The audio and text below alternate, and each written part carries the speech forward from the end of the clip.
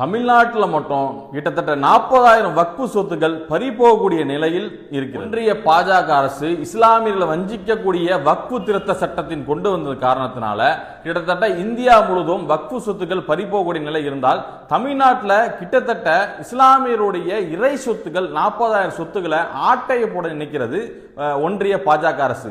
அதற்கு தமிழ்நாடு அரசு துணை போகிறதா என்ற கேள்வியும் எழும்புகிறது. டிஜிட்டல் மயமா ஆக்க போறேன்னு சொல்லி ஆல்ரெடி வம்சி என்ற அந்த போர்ட்டலை வக்ஃபு சொத்துக்களை ஏற்ற வேண்டும் என்று ஒன்றிய அரசு கூறியிருந்த நிலையில கிட்டத்தட்ட 40,000 சொத்துகள் வம்சி என்ற இணையதளத்தில் தமிழ்நாட்டில் இருக்கக்கூடிய வக்ஃபு சொத்துக்களை ஏற்றணும்.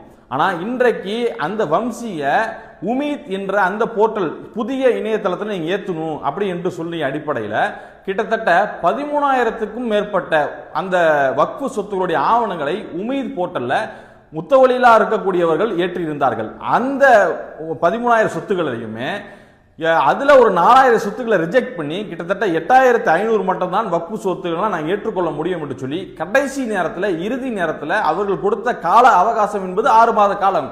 அந்த 6 மாத காலத்துக்கு முன்பதே சொல்லாமல் கிட்டத்தட்ட 2-3 நாட்களுக்கு முன்பதாக என்ன செய்யறாங்க சொன்னா இந்த சொத்துக்கள் எல்லாம் ஏற்றுக்கொள்ளப்படாது என்று அறிவிப்பு செய்திருக்கிறாங்க. நாங்க கேட்கக்கூடிய கேள்வி என்னன்னா, ஆல்ரெடி வம்சி போர்ட்டல்ல 40,000 சொத்துக்கள் வக்ஃபு சொத்து இருந்ததாக சொல்லப்பட்டது.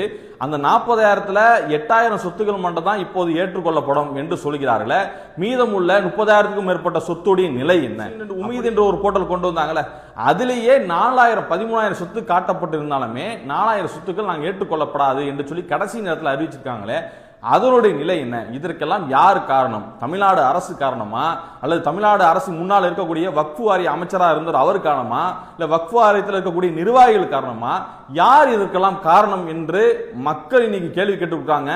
ஏன்னு சொன்னா இந்த சொத்து என்பது யாரோ தனிப்பட்ட நபர்களுடைய சொத்து இல்லை, இது இறை சொத்து. இஸ்லாமியர்கள் முழுக்க முழுக்க இது எப்படி நம்புகிறார் என்று சொன்னால், எங்களுடைய முன்னோர்கள் பாட்டனார்கள் என்ன செய்யறாங்கன்னா இறைவனுக்காக வேண்டி இந்த சொத்தை தியாகம் செய்துவிட்டு என்ன செஞ்சிருக்காங்க, போயிருக்காங்க. அந்த சொத்தை அப்படியே பாதுகாக்க வேண்டும் என்றுதான் ஒட்டுமொத்த இஸ்லாமியருடைய நிலையா இருக்கிறது. ஆனா இன்றைக்கு 40,000 சொத்துகள் தமிழ்நாட்டில் பறி போகும் நிலை வந்துச்சுன்னு சொன்னா இன்றைக்கு இருக்கக்கூடிய சிறுபான்மை அமைச்சராக இருக்கட்டும், வக்ஃபு வாரிய நிர்வாகத்தில் இருக்கக்கூடிய இருக்கட்டும், தமிழ்நாடு அரசு இதற்கு என்ன பதில் சொல்ல போகுது? இப்போ இருக்கக்கூடிய தாவேக அரசு விஜய் அவர்கள் இதுக்கான கால நீட்டிப்பை செய்வார்களா, அல்லது இஸ்லாமியருடைய வக்ஃபு சொத்துக்கள் ஒட்டுமொத்தமாக ஆட்டைய போடக்கூடிய நிலையில் இவர்கள் எல்லாரும் துணை போவார்களா என்ற கேள்வி நமக்கு எழுகிறது. மக்களாக இருக்கக்கூடிய இஸ்லாமியருடைய பக்கம் இருக்கக்கூடியவர்கள் இதற்காக வேண்டி குரல் எழுப்புங்கள்.